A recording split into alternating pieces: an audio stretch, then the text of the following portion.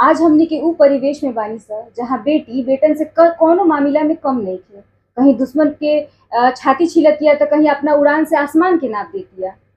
ऐसन परिवेश में अगर देखल जाओ कि ऊ बेटी जो बिया अनहरिया से अजोरिया तक ले जो सफर कैले बिया, ओकर जो स्ट्रगल रहल बा, अगर कोई रूढ़िवादी सोच के आदमी अगर ऊ जान जाई ना तो ओकर रोआ उखड़ जाई। ऊ कितना सफर कैले बिया ओ चीज तक पहुंचे में। आज जो ना शख्सियत से हमने बात करें से, आज मुलाकात करें स, वो बेटी वहां से बिया, वो माटी से बिया जहाँ फिल्मी दुनिया के बारे में सोचल भी एगो अपराध ह, पाप ह, घृणित नजर से देखल जाला। अपन बिहार के बेटी, सिवान के बेटी अरुणा गिरी हमनी के साथे बानी। सबसे पहले तरह बहुत बहुत स्वागत बा। थैंक यू सो मच रवा लोग के। आप बहुत खतरनाक इंट्रो दे देलू यार तो लेकिन ठीक बाटे, बात भी सही बाटे इनकर। पहले से हमरा लागत था कि थोड़ा लोग के सोच बदलता टाइम के हिसाब से। इहो कहल जा सकता कि बदलत भी बा आ नइखे भी बदलत, कैसे कि पर्सन टू पर्सन अलग अलग लोग के एक्सपीरियंस बा। जैसे हमरा से कुछ बात शेयर करत रहली कि दीदी रहुआ जब 6-7 साल पहले मुंबई गई रहनी तो पहला एगो इंटरव्यू दिले बानी जानो में कि थोड़ा बहुत स्टोरी बतैले बानी हम अपन। तो उ देख के इनका सवाल रहे कि लोग तबो कहत रहे कि रुआ गांव से भागल बानी, कोनो लड़का उइका के चक्कर में भागल बानी शादी ब्याह खातिर। तो अभी भी केहू लड़की अगर घर से कदम उठाव तारी, बाहर जा तारी, तो आज भी लोग के उहे मानसिकता बाटे कि आज भी लोग उहे कहता कि इनकर लड़के के चक्कर हुई ऐसे भागल बाड़ी। तो सवाल का रहल है यार, हम जवाब कि आखिर मतलब का कारण बा कि ई चीज मिटते नहीं खे, साल दर साल हाँ इहे चीज रहत। सॉरी हाँ, तो उ टाइम तो गैप बहुत बाटे कि 6-7 साल हो गई। हमरा बुझाता हम जब 6-7 साल पहले ही कदम उठेले रहनी, घर से बाहर निकल रहनी, ओ से पहलहू केहू रहे ओ लोग के साथे भी इहे कुली भइल रहे जौन की मतलब हमरा खातिर लोग कहत रहे कि भाग गेल बिया, लड़का के चक्कर होई है फलाना ढिमकाना, काम पर फोकस ना करके कि भाई काम तो लड़की सन खातिर काम होई नहीं सकत, कि करियर बनावे खातिर केहू जाइए नहीं सकत। ई मेंटालिटी रहे जब हम निकल रहनी। तो उससे पहले हम गईनी तब उहे रहे। हाँ, आज भी केहू करता तो आज भी इहे प्रॉब्लम से वो लोग के जूझे के पड़ता। तो एकर हल कैसे हो सकता, बहुत रूढ़िवादी सोच बाटे। लोग के समझे के पड़ी कि भाई बेटियन के सपना खातिर भी थोड़ा ऊपर साथ दी, काहे से कि घर से बहरी निकल के 70 तरह के प्रॉब्लम आवेला लाइफ में, अब प्रॉब्लम से जूझे के पड़ेला। तो फैमिली के अगर साथ रहेला नु तो बहुत स्ट्रेंथ बनल रहेला कि ना भाई चलो हमार घर परिवार के हमरा ऊपर बिलीव बाटे, वो लोग भरोसा करता लो, तो हम हर सिचुएशन से लड़के हम जौन चाहतानी तो कर पाए। जी बिल्कुल। बाकी जो ना फील्ड से रहुआ बानी, एमे जस्टिफाई कईल बड़ा मुश्किल बा, काहे कि जौन चीज देखता दुनिया घर समाज बड़ा खराब बा। बिल्कुल तो ई प्रूफ कईल बड़ा लड़कियन ला मुश्किल रहल होई, हमरा लगता रहुआ ला मुश्किल रहल होई एक सर्टेन बिल्कुल बा, पीरियड ला बिल्कुल बिल्कुल कि हम कैसे प्रूफ कर पाई, प्रमाणित कर पाई कि ई फील्ड जौन बा ई सेफ बा, काहे कि आए दिन ऐसन कुछ ना कुछ आवत रहेला। हाँ, ये बात पर हम कहे के चाहतनी कि जे भी बाटे भाई जौन लड़की लोग बालो इंडस्ट्री में आवे के चाहता, तो हमरा हिसाब से अगर घर से बाहर रुआ कदम रखता नहीं तो रुआ नजरिया पर डिपेंड करता, रुआ ऊपर डिपेंड करता कि दुनिया रुआ खातिर कितना सेफ बा, कितना सेफ नहीं थे। शायद ये गलत भी हो सकता हमार कहल, लेकिन हमार एक्सपीरियंस ये बाटे कि रुए पर ही डिपेंड करता। बुरा लोग भी बा, अच्छा लोग भी बा, रुआ कौना हिसाब से लोग के साथे ट्रीट करता नहीं, कौना हिसाब से रुआ छूट देता नहीं कि लोग वो हिसाब से रुआ से बातचीत कर पाए, तो वही पे डिपेंड करता। बाकी तो अच्छा बुरा सब कोई के अपन अच्छा बुरा होला, हमरा हिसाब से जौन अच्छा होई तो केहू औरी के हिसाब से बुरा भी हो सकेला।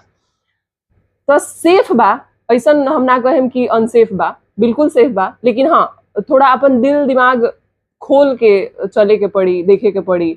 डिसीजन मेकिंग में भी बहुत थोड़ा दिमाग लगावे के पड़ी, रुआ दिल लगावे के पड़ी, दिल तना दिमाग लगावे के पड़ी। काहे से कि अच्छा लोग भी बा, बुरा लोग भी बा, लेकिन रुआ वो सब से बचते हुए बढ़िया काम करे के बा। आ शॉर्टकट जौन की एगो वर्ड बाटे बहुत खतरनाक बा, तो ई ना यूज करके कछुआ चाल चली, वही में खुश रही, बाकी अपना क्राफ्ट पर ध्यान दी, काम करी, तो हमरा नहीं के बुझात कि मतलब मंजिल मिलल मुश्किल होई। बाकी पेशेंस तो रखे के पड़ी हर चीज में। जी बिल्कुल। आप राउर हम फिल्म पे चर्चा करें, जौन राउर फिल्म आइल बा मध्यम, भोजपुरी में साइंस फिक्शन फिल्म बनल नहीं थे और वो चीज पे काम करी, मतलब कितना रहुआ चैलेंजिंग रहल, कितना अच्छा रहल, वो सब कुछ जाने के बा। चैलेंजिंग ऐसे रहल कैसे कि जोन कैरेक्टर बा एमे, उ कैरेक्टर हमरा एज से बड़ बड़ी, तो खैर उ तो बड़ कैरेक्टर कइल सब एक्टर लोग कइले वालो, तो हम कुछ नया नहीं कइले। लेकिन हाँ, एगो रहे कि अपना भाषा में इतना अलग, इतना डिफरेंट कुछ करे के मौका मिलता, तो वो खातिर तो भाई हम बहुत सीरियसली बहुत लकी फील करनी अपने आप के कि ये टीम से जुड़नी है, एगो अच्छा प्रोजेक्ट के हिस्सा बनल, बहुत खुशी भइल। कि भोजपुरी में मतलब साइंस फिक्शन जैसन भी फिल्म आवत है, हमनी कह सके सब गर्व से हाँ, ना, तो एगो बिल्कुल। स्टीरियोटाइप बनल रह गई। Correct. एगो समय के बाधिता बा दीदी, बहुत कम समय बा, एक चीज पूछल चाहे जो हमनी बिहारी लोग होनी सर, हाँ। महिला वर्ग खास करके, कि हमने बड़ा सेंसिटिव, बड़ा ढापल रखल गइल बानी सर, कोई चीज करे के बाद तो बॉबी के साथ कोई जाई तो ई शुरू से ओवर पैम्परिंग में रहल बनी सर, हाँ, दुलाराइल बनी सर, बिल्कुल, जौन कहीं बिल्कुल। सर बड़ा नाजुक होनी सर, जैसे रुआ कहनी कि दिमाग खोल के रहे के पड़ी, रहे यहाँ के पड़ी। फेलियर हो जाला आदमी हाँ, के। बिल्कुल सही तो ई बात है। टिप्स का देम जो नौहन जो लड़की बारी अगर सोचा तारी कि हम मॉडलिंग करी, एक्टिंग करी, तो अपन छोट बहिन लोग ला रुआ का कहे के चाहे?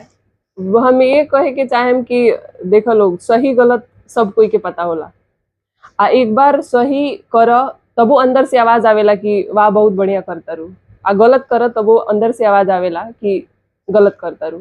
तो वो अंदर के आवाज के कबो मत दबाव लोग, सुना लोग, आ बस ओकरा के फॉलो कर लो, तो हमरा नहीं के बुझात कि गलत डिसीजन लेवल हो।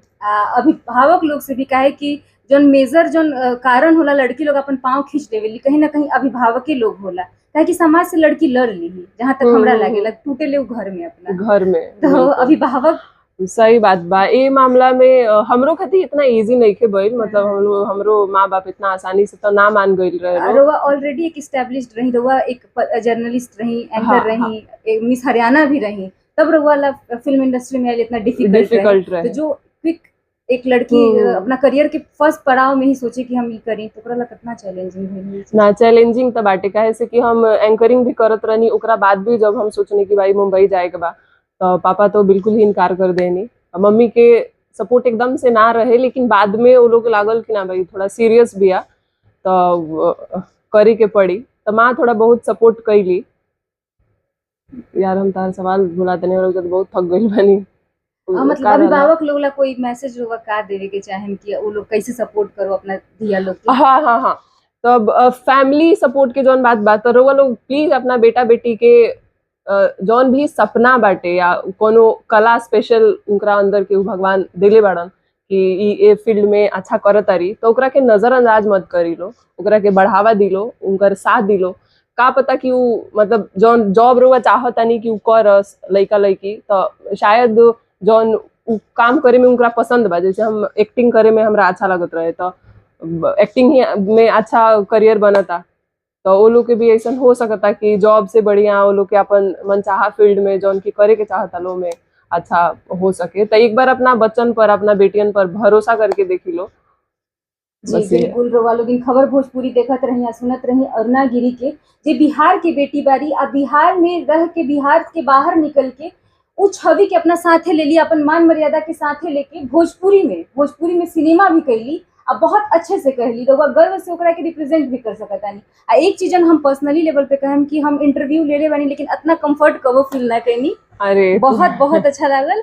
उम्मीद बा रउआ लोगन के बहुत अच्छा लागल होई। आपन सलाह सुझाव आ टिप्पणी हमने के जरूर कमेंट के माध्यम से दें। बहुत धन्यवाद। बहुत थैंक यू। एगो बात कहे के चाहतनी कि अभी रात के 12 सवा 12 होता, हमने के बहुत थकल बानी सन, अगर कुछ गलत सही निकल गई होके तो माफी मांगता नहीं ओकरा खातिर हम।